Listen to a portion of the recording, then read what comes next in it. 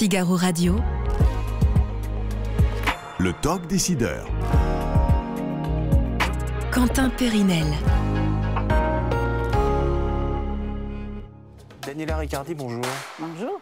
Le stylo avec lequel vous écrivez tous les jours, celui avec lequel vous prenez vos notes, est-ce que vous pouvez me le décrire? Si tant est qu'il y en ait un seul, il y en a peut-être plusieurs. Exactement, il y a toujours plusieurs.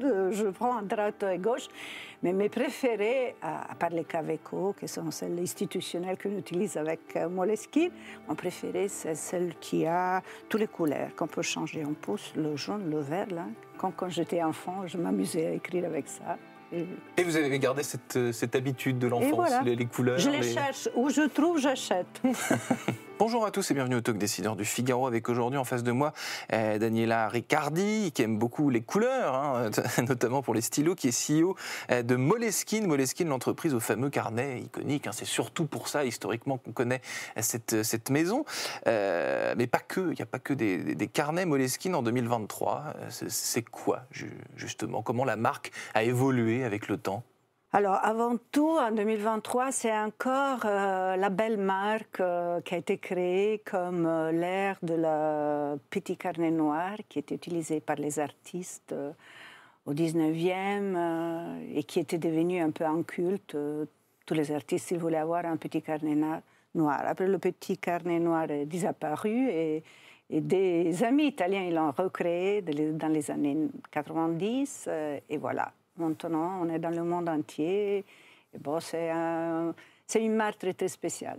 C'est une marque très spéciale avec, on venait de le dire, une vraie histoire avec un grand H. Et c'est ça qui vous plaît chez Moleskine, l'histoire justement de voyager à travers les siècles. Vous parlez des artistes. On reparlera de votre passé professionnel après. Oui, c'est ça qui me plaît beaucoup. C'est ça qui m'a intéressée de rejoindre le groupe. Mais aussi la mission, très très important. C'était quoi la mission justement quand on vous a recruté? De donner, à part la mission de business qu'on donne à un CEO, de produire des ventes, de la rentabilité, tout ça. Mais pour moi, la chose qui m'intéressait beaucoup, c'est qu'il y a vraiment une mission culturelle, éducative. L'importance de l'écriture, du dessin à main et la forme plus importante de la transmission de l'intelligence et de la créativité humaine, qui peut être accompagnée par un mobile phone, par un iPad, tout ça, mais il ne faut pas abandonner ça. C'est ce que j'allais vous dire, parce qu'aujourd'hui, là, je vous parlais en première question de votre prise de notes avec un stylo, vous auriez très bien pu me répondre « Ah bah moi, je n'écris plus rien, j'ai mon iPad et puis je prends mes notes comme ça ». Mais il n'y a pas que ça, il y a encore des tas de gens qui ont cette envie d'écrire, quoi. Le papier, le stylo, ce sont encore des choses nobles, c'est pas ancien, quoi. Non, c'est pas ancien, et je pense que quelquefois on ne comprend pas vraiment l'importance aussi éducative pour les enfants.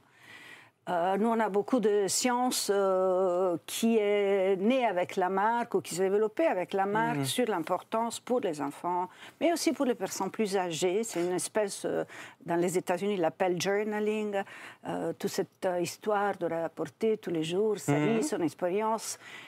C'est très important, il ne faut pas l'abandonner. Est-ce que vous parlez des enfants, vos clients, ça reste les adultes, hein. Vous faites assez peu de produits juste pour les enfants aujourd'hui? Je pense pas. Il est utilisé par tout le monde. Hein. Nos clientèles, normalement, est de 12, 13, 14 jusqu'à 90, etc. Mais moi, j'ai commencé à regarder surtout les jeunes, parce que je pense que c'est de là qu'il faut reprendre peu la bonne habitude de dessiner à la main, d'écrire à la main, même de faire du googling, comme ils disent aux États-Unis. Mais ça va. Mais c'est très important, parce que sinon, vraiment, le génie humain vient de là. La capacité de développer des grandes idées. Toutes les grandes idées sont commencées sur un papier, oui, et ça à la main, avec un dessin, avec de l'écriture. Et c'est important de le garder. Et ça le restera peut-être. 20 millions de carnets chaque année sont vendus dans le monde, 20 millions de carnets Moleskine dans 100 pays différents. Est-ce que chaque pays, justement, 100 pays, c'est tout de même conséquent. Est-ce que quels sont les pays qui sont le plus familiers avec votre histoire et avec vos produits, justement? Qui sont les meilleurs clients? Vous allez me dire la France, évidemment. Oh, l'Italie. Évidemment, l'Italie, c'est une marque italienne. Oui. Elle est née en Italie, il a commencé en Italie. Les fondateurs de la marque, il allait dans les librairies. Quand ils l'ont créé, ils disaient, bon, on va vous présenter ça. Et les gens lui disaient, mais oui, nous, on ne vend pas de carnet, on vend des livres. Et on lui disait, bah, oui, mais ça, ce n'est pas un carnet, c'est le livre encore à écrire.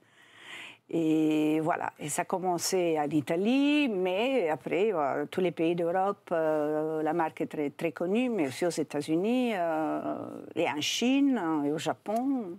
Et c'est amusant que vous parliez de cette anecdote donc, du fondateur qui rentre dans une librairie pour vendre un livre où il n'y a rien d'écrit dessus, parce qu'aujourd'hui, quand on rentre dans une librairie, précisément, il y a plein de carnets qui sont vierges. C'est devenu tout à fait normal dans une librairie d'avoir ce genre de produit. Ah oui, il ne faut pas oublier d'écrire. Il ne faut pas oublier d'écrire, c'est très important. Parce que aussi, pour lire, il faut savoir écrire. Et au contraire aussi. Vous êtes adepte, parce que c'est un peu le prolongement de ma première question, mais vous êtes adepte de la petite prise de notes, comme ça, de pensée fulgurante dans un taxi, ou je ne sais pas où. Non. Mais, alors, moi, j'écris pas beaucoup, ni à l'ordinateur, ni à main, parce que j'ai une tête qui s'est habituée à retenir les choses qui sont importantes que je retienne. Mais si je dois développer un nouveau plan stratégique, si je dois faire mon hôtel, comme j'ai fait mon boutique hôtel en Italie, il faut que je pense à comment le structurer, c'est quoi les idées, c'est quoi... Ça, je le fasse sur une Moleskine et je le garde. Parce qu'il y a un peu de mon histoire, et c'est la même chose pour nos clients. Il a écrit l'histoire de sa vie dans les Moleskine. Moleskine, c'est également une fondation avec laquelle vous échangez, vous participez à l'activité et au rayonnement de cette fondation. Les enjeux de la fondation Moleskine, c'est quoi? Bon, donc les fondateurs de la marque, quand ils ont vendu Moleskine, ils ont créé la fondation Moleskine. Et nous, on travaille tout le temps ensemble, on est très à côté dans les bureaux, on fait plein de choses ensemble, les conversations créatives qu'on vient de faire à Paris. C'est au même endroit, hein? On les a fait ensemble parce qu'on a une mission commune que la créativité peut changer le monde. Et voilà, on essaye de faire ça ensemble.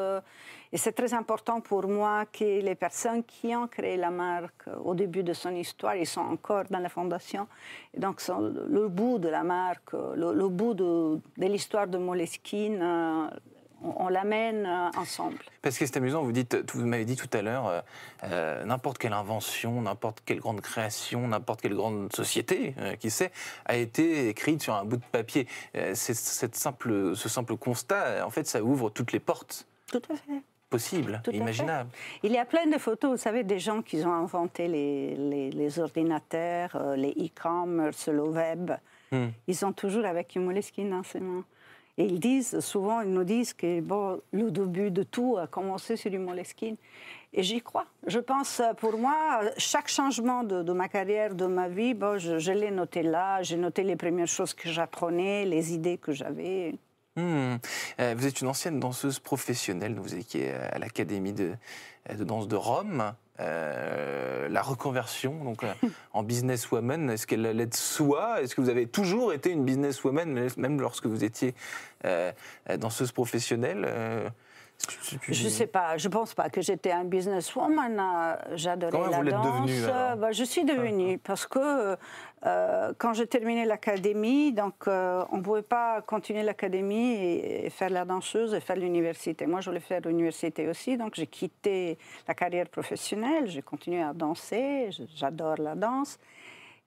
Mais je suis allée à l'université, là, après j'ai été recrutée pour une grande multinationale, et voilà, j'ai commencé une carrière où je me demandais, j'avais honte même de dire que j'avais été une danseuse avant. Ah c'est bon? Pas normal. Ah bah oui, c'est pas normal de se présenter là. Et je dis que, normalement, les gens qui travaillent dans le business, ils ont étudié l'économie. Parce que vous avez bossé chez Procter, notamment? Ouais. 25 ans chez Procter. Mais aujourd'hui, ce serait plutôt... est-ce que c'est pas être atypique? Non, après c'est devenu la mode. Ah non, après c'est devenu, tout le monde voulait savoir. Quand j'ai fait mon premier assignment en Russie, et voilà, évidemment, je rêvais d'aller en Russie. soit pour la culture, le business, mais aussi parce que c'est la patrie de la danse avec la grande. Et donc, tout le monde savait que cette femme-là, qui était la présidente de Procter, était aussi danseuse. Je prenais encore des classes de danse pour les ex-professionnels du Bolshoi.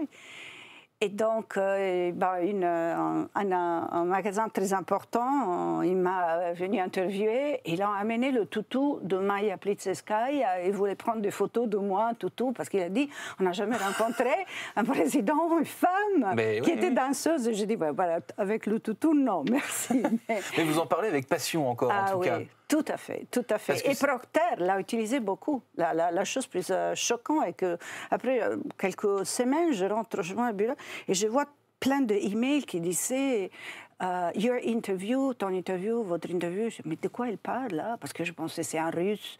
De toute manière, personne ne va comprendre de quoi il s'agit.